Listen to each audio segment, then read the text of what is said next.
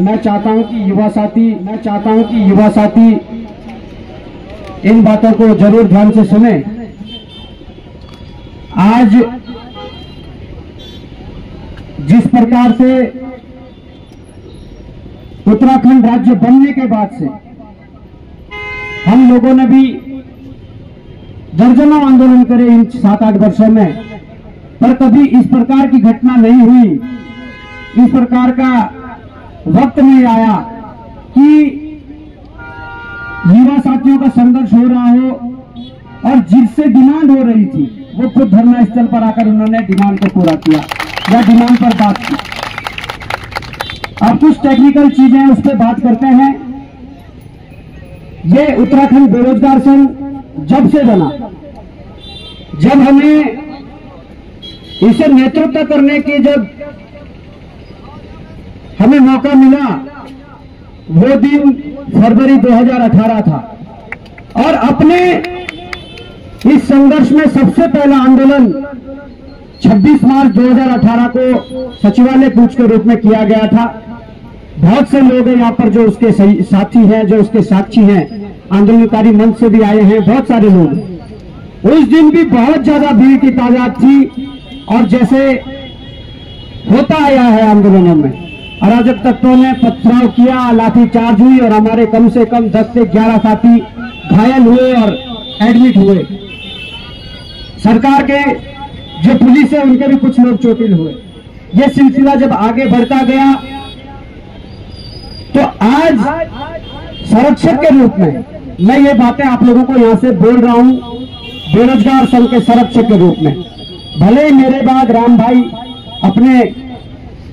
अपना संबोधन करेंगे और अपने संबोधन के माध्यम से सारी चीजों को क्लियर करेंगे, पर मैं अपने संबोधन के माध्यम से आप लोगों के बीच कुछ चीजें हैं उसको क्लियर करना चाहूंगा।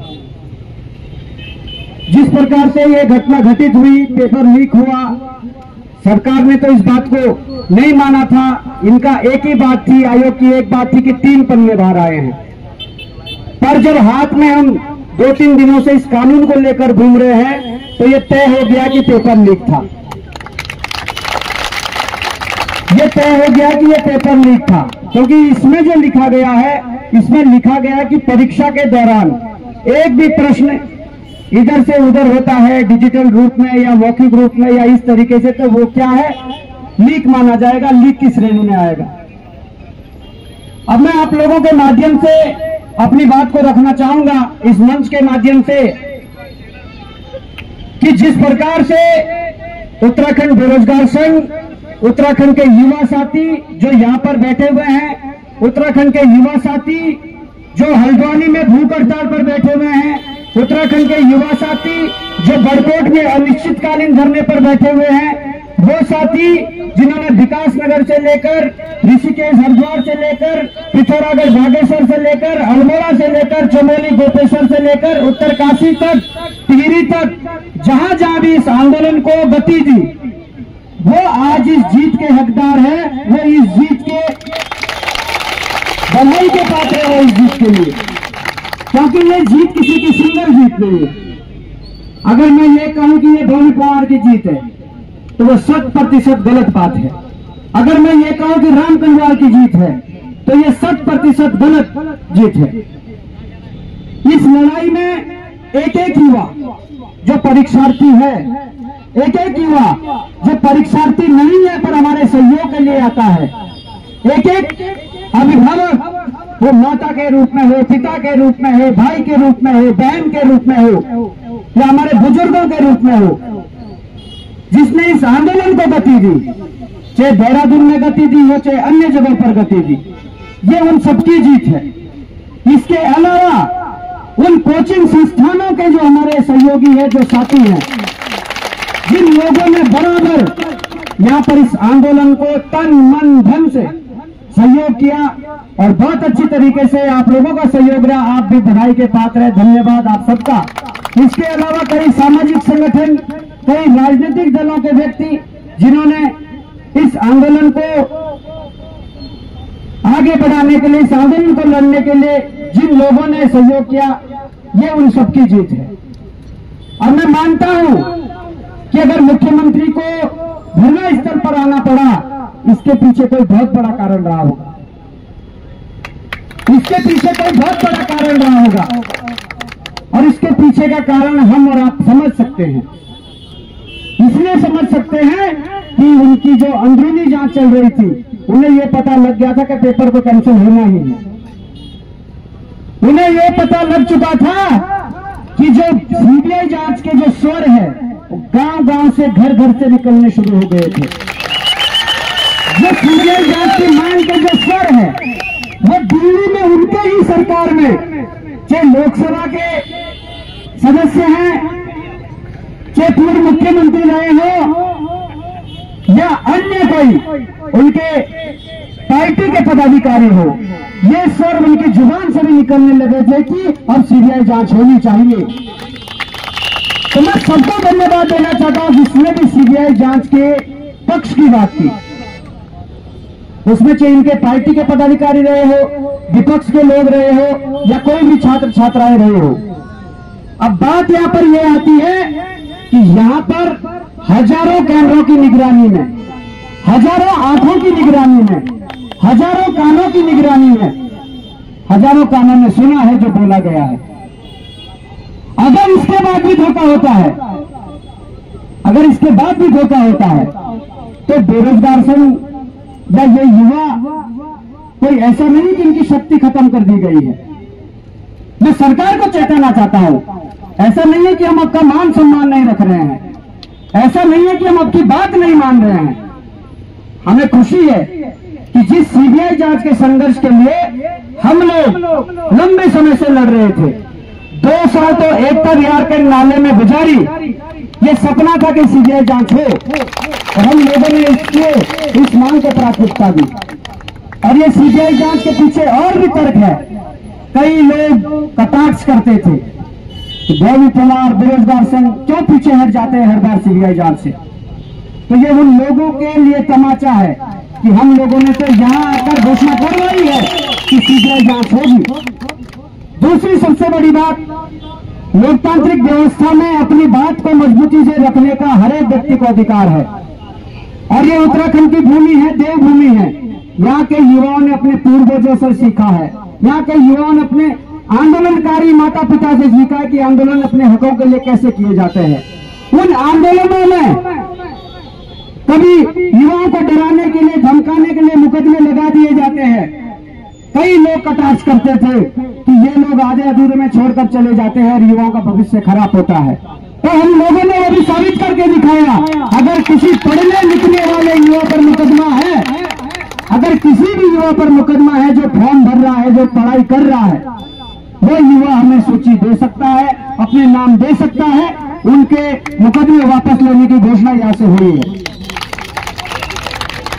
इसके अलावा आरक्षी भर्ती जो सबसे बड़ी, इसमें वर्दीधारी जो आते हैं, चाहे पुलिस हो, चाहे आबकारी हो या अन्य जो चीजें हैं जो इसमें भर्तियां हैं, उसमें जो इन्होंने संशोधन करके जो एज लिमिट को जो बताया था, उस संबंध में बात की गई है कि उसमें बेरोजगार संघ आगे की लड़ाई लड़ेगा और आप लोगों को माननी पड़ेगी, उसमें भी उसका जिक्र हुआ है। बात रही पेपर कैंसिल होने की, बात परीक्षा को कैंसिल होने की है, तो मैं बताना चाहता हूं परीक्षा तो तब कैंसिल हो चुकी है जब आप लोगों ने नकल रोधी कानून बनाया है। पढ़े लिखे छात्र हैं, शाम तक एक एक के व्हाट्सएप पर यह चीज पहुंच दी जाएगी, ये पीडीएफ पहुंच दी जाएगी। और इस पीडीएफ में 5वां जो क्लॉज है जिसमें यह दर्शाया गया कि पेपर लीक होता क्या है, किस श्रेणी में पेपर लीक को रखा गया है। तो ये कानून उनका इस परीक्षा को निरस्त करने के लिए काफी है। पर इसके अलावा मैंने आज उठते ही 8 बजे जो एसआईटी की हेड है जुयाल जी, उनको कॉल किया। मैंने कहा मैं मिलने आ रहा हूं, आप कहाँ हैं, कुछ बातें रख लीजिए। उन्होंने कहा हम टिहरी जा रहे हैं, वापस जब आ जाएंगे तब मिलेंगे। हमने आंदोलन राजनीति की भेंट चढ़ता तो मुझे नहीं लगता कि सरकार इस बात को सुनने वाली थी। उन्हें लगता कि ये राजनीतिक रूप से इसका फायदा उठाना चाहते हैं। और हम जानते हैं एक छात्र का सिर्फ ये सपना होता है कि अगर उसकी परीक्षा में धांधली हुई तो अगर उसने जो जांच की मांग करी वो होनी चाहिए और वो हुई।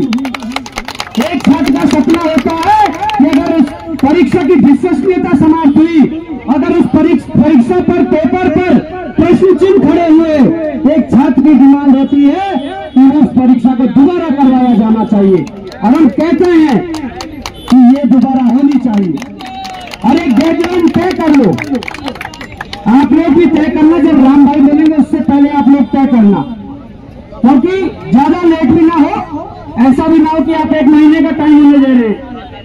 7 दिन हमने बोले हैं तो ज्यादा से ज्यादा 10 तक इसे बढ़ाया जा सकता है कि 10 तारीख तक ये परीक्षा निरस्त हो जाए और युवाओं को पुनः मौका मिले और एक बार फिर से सरकार ये दिखाए कि हम युवाओं के साथ हैं।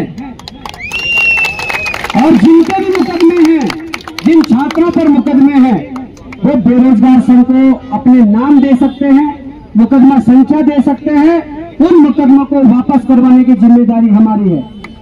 बेरोजगार संघ उसकी जिम्मेदारी लेता है। आरक्षी भर्ती में नियमावली संशोधन में जो बैठकें होनी है, जो चीजें होनी है, उसमें राम भाई वगैरह और आप में से कुछ साथी जो उन परीक्षाओं को देते हैं, उनका संयुक्त डेलीगेशन उस लड़ाई को लड़ेगा, ये मैं आपको विश्वास दिलाता हूं। परीक्षा निरस्त करने को लेकर ऐसा नहीं कि हम 10 का इंतजार करेंगे, 10 तारीख सरकार को डेडलाइन है कि 10 तक निरस्त किया जाए।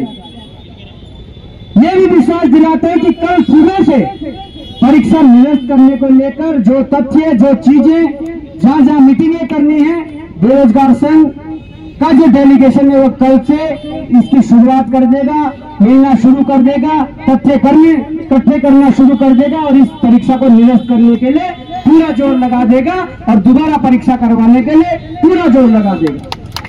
तो बाकी देखिए, ये नेतृत्व की क्षमता होती है कि राम भाई ने बड़ी शालीनता से, आप सबने बड़ी शालीनता से ऐसे जगह पर इस आंदोलन को बदनाम करने की कोशिश की गई। साथियों, मैं सोशल मीडिया में देख रहा था, हमारे कुछ साथी यहाँ पर बोल कुछ और रहे हैं, वह कट पेस्ट करके कुछ दिखाया और जा रहा है, इनके लोगों के द्वारा कुछ और प्रचारित किया जा रहा है। पर आप लोगों को प्रमाण पत्र देने की जरूरत नहीं है।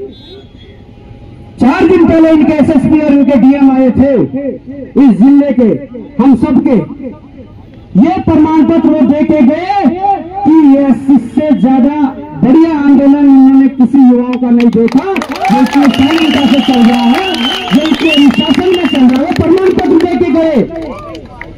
कल इनके अध्यक्ष महेंद्र भट्ट जी कह रहे थे कि आंदोलन में बैठे हुए सब अनपढ़ लोग हैं, कोई पढ़े लिखे नहीं है। तो सुनो साथियों, सुनो, महेंद्र भट्ट जी ये बात कहते गए, पर उसका प्रमाण आज प्रदेश के मुख्यमंत्री देकर गए कि इससे अनुशासित आंदोलन, इसके सभ्य आंदोलन, इसका परिणाम मुख्यमंत्री देकर गए कि महेंद्र भट्ट जी आप गलत बोल रहे हैं, यहाँ सब पढ़े लिखे लोग हैं, अनुशासित लोग हैं। और 4 से 5 दिन पहले हमने कहा था अपने एक संबोधन में, वो वीडियो आपको मिल जाएगा, हमने कहा था कि सत्ताएं भी झुकती है, व्यक्ति भी झुकता है, सरकारें भी झुकती है, पर क्या झुकाने वाले होने चाहिए, झुकाने वाले होने चाहिए। इनकलाब जिंदाबाद, इनकलाब जिंदाबाद। सरपुरेशी की तमन्ना अब हमारे दिल में है, देखना है जोर कितना बाजुए का दिल में है,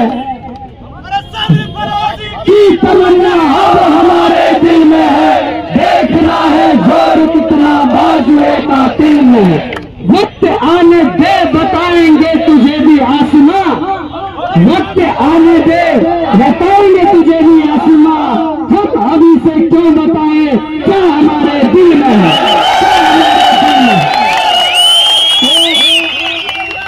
बहुत ज्यादा मतलब ये पॉजिटिव संदेश है कि आप लोगों का संघर्ष खत्म नहीं हो रहा है, आप इस धरने को समाप्त नहीं कर रहे हैं। हाँ, उस पद और प्रतिष्ठा का मान सम्मान रखते हुए कुछ दिनों के लिए धरने को स्थगित किया जा सकता और करना भी चाहिए, करना भी चाहिए। पर ये लोग कहते हैं ये तो मूवी थी, सनी देओल की उसमें एक डायलॉग है, तारीख पे तारीख नहीं भाई, वो कहता है कि हमने हथियार छोड़े हैं, ठीक है। सनी देओल कहता है कि हमने सिर्फ हथियार छोड़े हैं, चलाना नहीं भले। तो सरकार बिल्कुल भी इस चीज को हल्के में न ले। ये लोग आंदोलन करना जानते हैं, ये लोग आंदोलन को अंजाम तक पहुंचाना जानते हैं। ये पढ़े लिखे युवा है, सभ्य है, शालीन है, अनुशासित है। तो मैं यही कहना चाहूंगा कि ये युवा अपनी लड़ाई लड़ना जानते हैं। अगर इनके साथ धोखा करने की कोशिश की, अगर इनके साथ छलावा करने की कोशिश की, तो मैं कहना चाहता हूं कि आंदोलन फिर खड़ा होगा और फिर लड़ा जाएगा। पर मुझे उम्मीद है सीबीआई की जांच तो तुम्हारे सामने हो गई, परीक्षा निरस्त ये भी हमारे साथ परिणाम है, वो भी नहीं करेंगे, उसके माध्यम से भी होगा। पर मुझे उम्मीद है ये मांगे होंगी, नहीं होंगी। बॉबी पवार फूड में भी आपके लिए लड़ता आया है, वर्तमान में भी लड़ रहा है। कल यहाँ रहे, किसी पद पर रहे, किसी सत्ता में रहे, किसी विपक्ष में रहे, बॉबी पवार की शुरुआत एक विद्यार्थी से जब उसने शुरू किया संघर्ष, तो बॉबी पवार तब से लेकर और जब तक इस शरीर में सांस है तब तक युवाओं के साथ रहेगा, तब तक युवाओं की लड़ाई लड़ेगा। तो मैं अपने शब्दों को विराम देता हूं और राम भाई को कहता हूं कि आप पूरी तरीके से आधिकारिक रूप से अपनी बात को रखिए। और मैं कहना चाहता हूं, जब आपका संबोधन होगा, आप हल्द्वानी में जो भूख हड़ताल पर बैठे लोग हैं हमारे, उनको लाइव कॉल करके उनसे भी वार्ता करें। बड़कोट में जो बैठे हुए लोग हैं उनसे भी वार्ता करें और अपने संबोधन के दौरान ये चीजें करें। आधिकारिक रूप से इस चीज को इन युवाओं के माध्यम से, इन युवाओं के सहयोग से इस आंदोलन की क्या गति देनी है, कैसा आगे रणनीति रहनी है, आप क्या करने वाले इस बीच में 10 तारीख तक का जो टाइम दिया जा रहा है, इस बीच में बेरोजगार संघ क्या करने वाला है आप लोगों के लिए, इस परीक्षा को निरस्त करवाने के लिए या और मांगों के लिए, वो भी भली बात ये आप मैं चाहता हूं कि आप अपने संबोधन में रखें। और मैं इन्हीं शब्दों के साथ एक बार पुनः सबका धन्यवाद देना चाहता हूं, सबके संघर्ष को सलाम करना चाहता हूं। और हमारे साथ इस लड़ाई में पूर्व सैनिक, पूर्व फौजी, हमारे कर्नल साहब से लेकर हमारे कैप्टन साहब से लेकर तमाम एक्स सर्विसमैन, उन्होंने पहले संघर्ष सरहदों पर किया था इस देश की सुरक्षा के लिए। जब युवाओं पर यहाँ पर संकट आया तो बड़ी बखूबी तरीके से पूर्व सैनिकों ने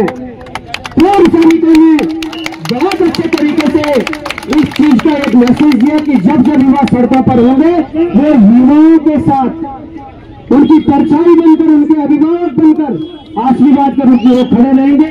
मैं एक बार सलाम करना चाहता हूं सारे पूर्व सैनिकों को, जो स्वाभिमान मोर्चा से जुड़े हुए सैनिक हो या अन्य सैनिक हो, मैं सबको सैल्यूट करता हूं जो पहले दिन से और अंतिम दिन तक यहाँ पर डटे रहे और इस लड़ाई को अंजाम